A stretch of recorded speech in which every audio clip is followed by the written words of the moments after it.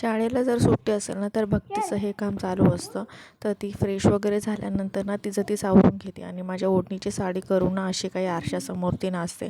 सकाळी बाळ जरा जास्तच रडत होतं, मग आजी घेऊन बसली होती. तोपर्यंत मी चहा वगैरे पिऊन घेतला. हळूहळू रिकव्हरी होती आहे डिलेवरीनंतर. मग हे सगळं म्हटलं एक एक काम करून घ्यावं जे काही छोटे मोठे आहे. पण हा कुठला काय करू देतो आहे बाळ. हे पंढरपूरला गेले होते तेव्हा हे कपडे घेऊन आले होते, कारण शाळेत जर काही कार्यक्रम फेस्टिवल असेल तर मुलांना लागतात. मग कपडे नवीन कपडे जे काय आहे मी काढून व्यवस्थित बॉक्समध्ये रॅप करून ठेवले. आणि हा काय बॉक्स बसत नव्हता, तो आजीनं असा काही जुगाड करायला लावला. मग हे व्यवस्थित ठेवले आणि काही एक्सपायरी झालेले औषधं आहेत ती काढून फेकून दिली आणि बॉक्समध्ये व्यवस्थित बाळाचे मुलांचे सगळे औषधं व्यवस्थित ठेवले.